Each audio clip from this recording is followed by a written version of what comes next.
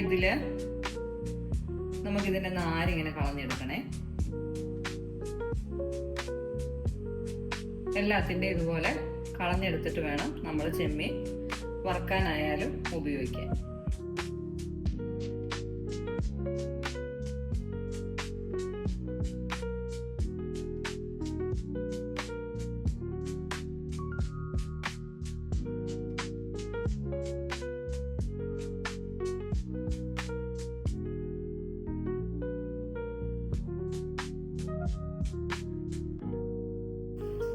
അപ്പൊ അതേ നമ്മൾ ചെമ്മീനൊക്കെ ക്ലീൻ ചെയ്തെടുത്തിട്ടുണ്ട് കേട്ടോ. അതിന്റെ ഞരമ്പൊക്കെ കളഞ്ഞ് ക്ലീൻ ചെയ്തെടുത്തിട്ടുണ്ട്. അപ്പൊ നമുക്കിത് ഇനിയൊന്ന് ഫ്രൈ ചെയ്തെടുക്കാവേ.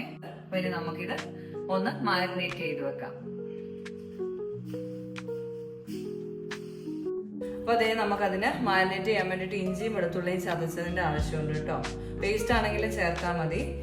അപ്പോൾ നമുക്കത് ഇഞ്ചിയും വെളുത്തുള്ളിയും തൊലി കളഞ്ഞെടുക്കാം. ഈ വെളുത്തുള്ളി തൊലി കളയാൻ എല്ലാവരും ഭയങ്കര പാടാന്ന് പറയുന്നേക്കാവേ. വെളുത്തുള്ളി തൊലി കളയാൻ വലിയ പാടൊന്നുമില്ല കേട്ടോ. അതാ ഇങ്ങനെ പൊടിച്ചെടുത്താൽ രണ്ടായിട്ട് കീറുക, എടുക്കുക, അത്രേ ഉള്ളൂ. പിന്നെ വെള്ളത്തിലിട്ടൊക്കെ ചെയ്യുന്നതാണ്. വെള്ളത്തിലിട്ട് ചെയ്ത് കഴിഞ്ഞാൽ അല്ലെങ്കിൽ തന്നെ നമ്മുടെ കയ്യിൽ ആ മണം മാറത്തില്ല. വെള്ളത്തിലിട്ടിട്ട് പൊളിച്ചെടുത്ത് കഴിഞ്ഞാൽ പിന്നെ കയ്യിലത് ഒട്ടിപ്പിടിച്ച് കഴിഞ്ഞാൽ 2 ദിവസം കഴിയുന്നതിൻ്റെ മണം പോകാൻ വേണ്ടിയിട്ട്. കൈക്ക് എപ്പോഴും ഒരു സ്മെല്ലായിരിക്കും വെളുത്തുള്ളിയുടെ. പണ്ട് ഈ കല്യാണ പരിപാടികൾക്കൊക്കെ വെളുത്തുള്ളി മുഴുവനായിട്ട് പൊളിച്ചിടണമെന്ന് പറയുമായിരുന്നു. ഭയങ്കര പാടായിരുന്നു. കൈ പൊളിച്ച് കഴിഞ്ഞാൽ നമ്മൾ എവിടെ ചെന്ന് കഴിഞ്ഞാലും, കല്യാണത്തിന് പോയി നിന്ന് കഴിഞ്ഞാലും നമ്മുടെ മേല് നിറച്ച് വെളുത്തുള്ളിയുടെ മണമാണ്. സത്യം പറഞ്ഞാൽ നമുക്ക് തന്നെ ഇറിറ്റേഷനാണ്.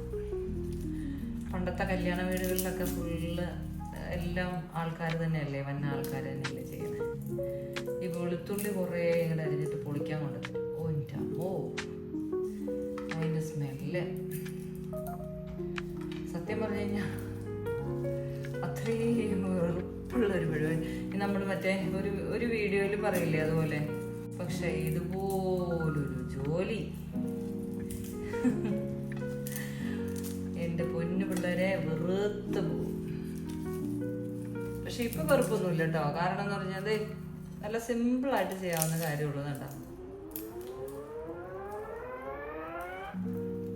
അതിന്റെ മൂടൊന്ന് കണ്ടിച്ച് കളയുക, എടുക്കുക, അത്രേ ഉള്ളൂ. നമുക്ക് അധികം ആവശ്യമില്ലല്ലോ, കുറച്ച് മതിയല്ലോ. ഇപ്പോൾ ഒരു കുടം വെളുത്തുള്ളി, അതായത് ഇതുപോലൊരു വെളുത്തുള്ളി പൊളിക്കണമെങ്കിൽ പോലും അധികം സമയമൊന്നും എടുക്കത്തില്ല. ഇത്രയും മതിയാവേ വെളുത്തുള്ളി.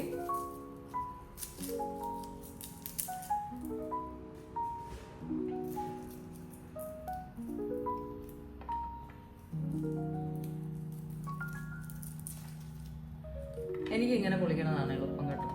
ഞാൻ വേറെ ഒരു ഐഡിയയും പ്രയോഗിക്കാറില്ല. പിന്നെ ഇങ്ങനെ കുത്തിയെടുക്കണത് നമ്മൾ കുത്തണ ഭാഗം ശരിയായില്ലെങ്കിൽ ചുവന് വരത്തില്ല.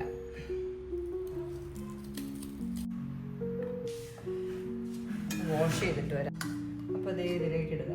ഞാൻ ചതയ്ക്കുന്നത് ഇതിലാണ് കേട്ടോ. അപ്പം അത് മുറുക്കാൻ പെട്ടി പോലുള്ള സാധനമായതുകൊണ്ടേ നമ്മൾ കല്ലിൽ ചതയ്ക്കണ പോലെ വരത്തില്ല.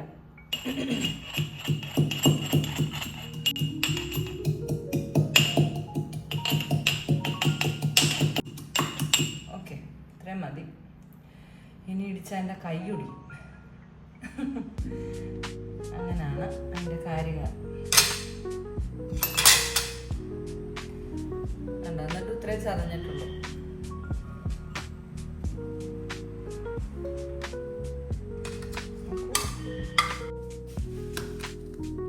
ഇതപ്പോൾ നമുക്കിത് മാരിനേറ്റ് ചെയ്തെടുക്കാമേ.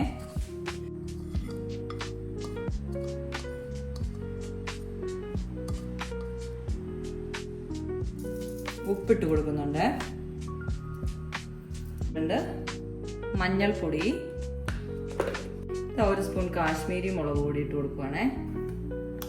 പിന്നെ ഒരല്പം ഗരം മസാല, പിന്നെ കുറച്ച് കുരുമുളക് പൊടി മിക്സ് ചെയ്തെടുക്കാമേ. കുറച്ച് നാരങ്ങ നീര് പിഴിഞ്ഞൊഴിക്കണം കേട്ടോ, മറന്നുപോയി. ഇതാ കുറച്ച് നാരങ്ങ നീര് പിഴിഞ്ഞ് ഒഴിച്ചു കൊടുക്കുവാണേ.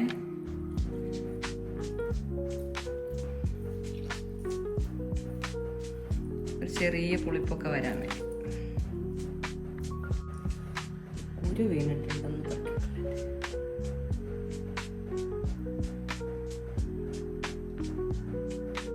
നല്ലവണ്ണം ഒന്ന് മിക്സ് ചെയ്ത് കൊടുക്കുക.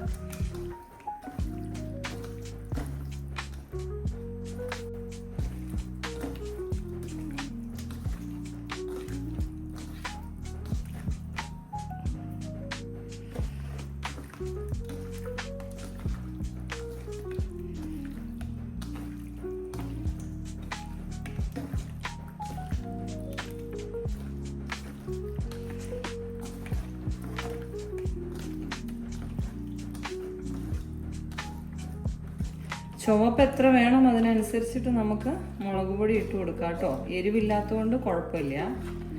ഞാനിതിൽ കുരുമുളക് പൊടി ഇട്ടിട്ടുണ്ട് ആവശ്യത്തിന് എരിവിന്. പച്ചമുളക് വേണമെങ്കിൽ ചതച്ചത് ഇട്ട് കൊടുക്കാം. ഇതിൽ പച്ചമുളക് ഇട്ടിട്ടില്ല കേട്ടോ. അപ്പോൾ ദേ ഇതൊന്ന് പിടിച്ചു വരട്ടെ, എന്നിട്ട് നമുക്ക് ഫ്രൈ ചെയ്തെടുക്കാം.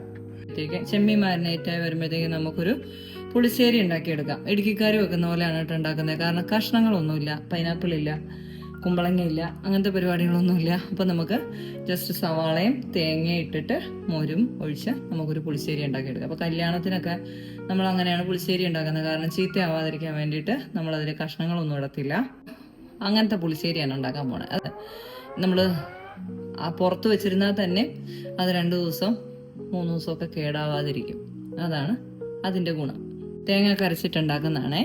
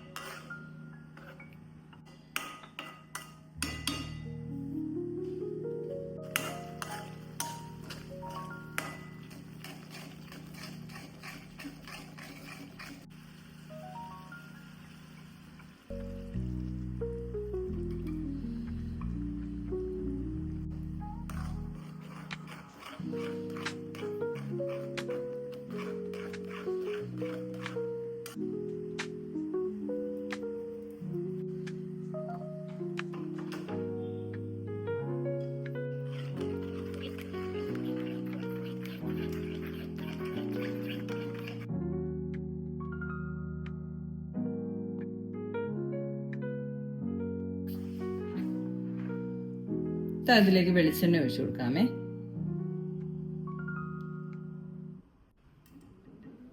കുറച്ച് കറിവേപ്പില ഇട്ട് കൊടുക്കാം.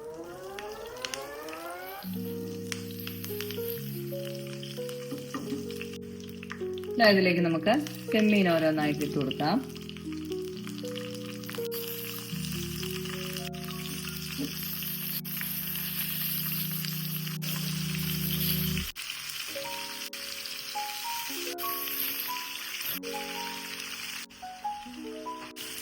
ചെറുതായിട്ടൊന്ന് ഫ്രൈ ആയി വന്നു കഴിഞ്ഞാൽ തിരിച്ചിട്ട് കൊടുക്കാം.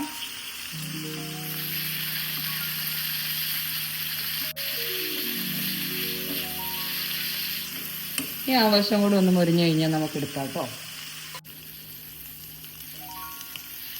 അപ്പോൾ അതേ നമ്മുടെ ചെമ്മീൻ ഫ്രൈ ഒക്കെ റെഡി ആയിട്ടുണ്ട് കേട്ടോ. നമുക്ക് മാറ്റാം.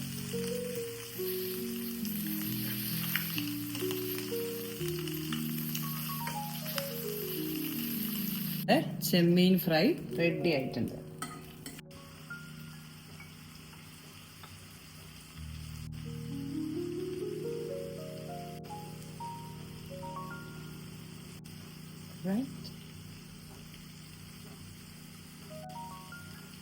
ഇപ്പൊ